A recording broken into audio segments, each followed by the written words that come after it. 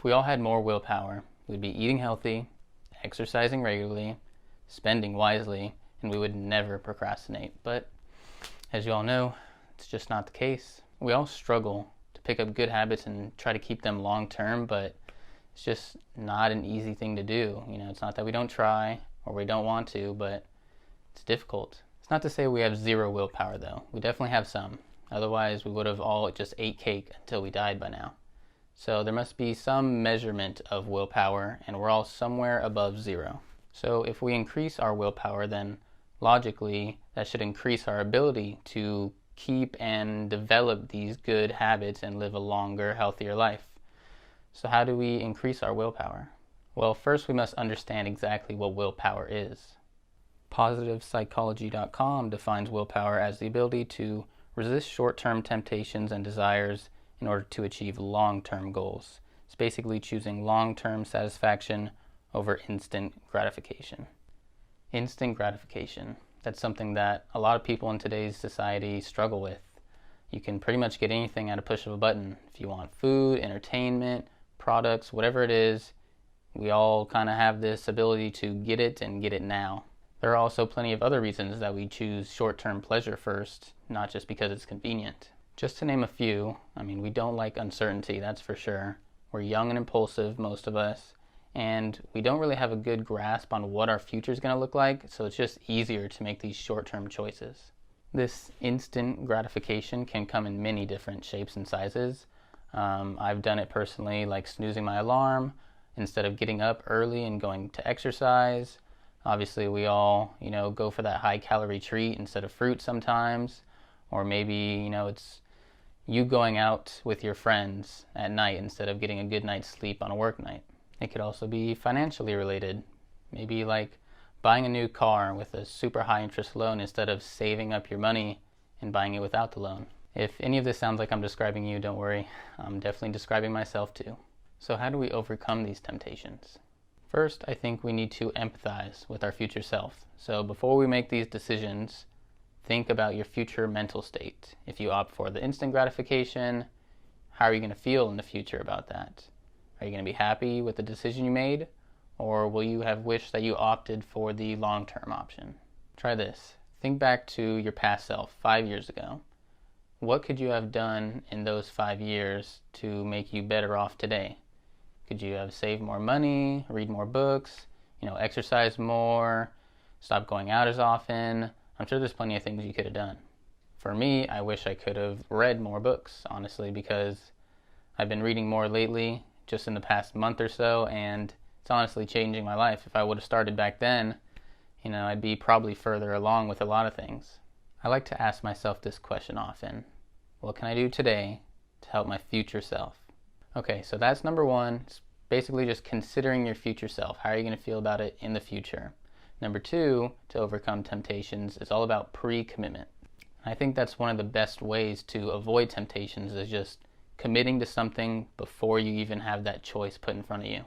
So if you can get some sort of daily or weekly schedule put in place beforehand, you're going to be a lot less likely to go through the trouble or the hassle of backtracking and undoing all those preparations that you already made when you come face to face with a decision.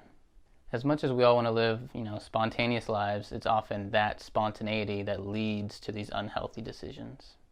We're impulsive creatures by nature, so especially if we don't have any prior commitments, then we're much more likely to say yes to something, even if it's something we know we shouldn't do. All right, that was number two, pre-commitment, creating some type of schedule in your life.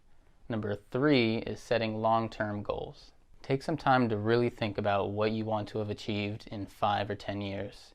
Obviously, you can change it along the way. You don't have to know exactly what it is now, but thinking about that and then writing it down can be super beneficial. Once you have your long-term goal written down, you can chop it up and break it down into more like manageable short-term goals. The long-term goals can be fun to make and super motivating at first, but after a while, they seem really far off and can get kind of overwhelming. Then when you kind of get overwhelmed about your long-term goals, it's almost like when a decision comes to you, like, go out to party that weekend or stay home and work on something you won't achieve for like 5 years, it makes the party seem a lot better. So that's why breaking it up into these smaller short-term goals, you can actually see the end a lot quicker than these long-term goals. So it's important to have both, but breaking it down and then rewarding yourself, when you achieve these small short-term goals, I think that's such a great way to avoid temptation and, make good decisions. I recommend doing something like this.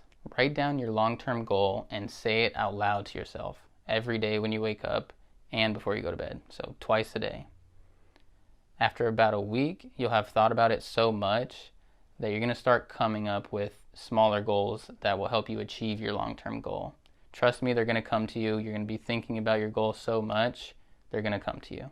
So once these smaller goals come to you, write those down, and for the one you want to accomplish first, you're going to start saying that one out loud to yourself every day, before you go to bed and when you wake up. Start programming your brain for this one. Now that you have yourself thinking about your goals constantly, just more ideas are going to flow in, and you're going to get into such a better mindset that will help you achieve your goals and obviously, stay away from the poor decisions. It's going to make that choice of, instant gratification or staying focused on what you know is best for you long term so much easier. Okay, we've gone over 3 ways to increase your willpower and avoid temptations. First one being consider your future self. Second, pre-commitment. And third is breaking down your goals. So this last one is about building momentum, keeping things going and not stopping, especially on the days when, temptations seem so tempting.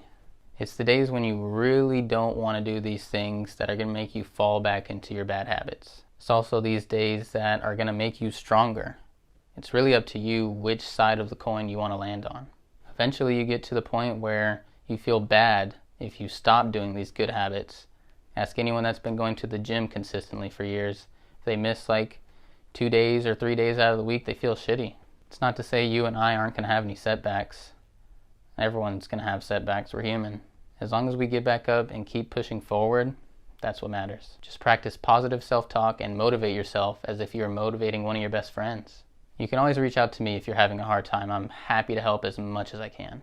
Okay, that's all I have for today's video. So thank you for watching all the way to the end.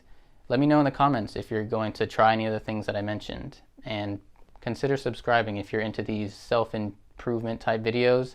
I have a lot more coming out in the near future. So thank you. Have a good day.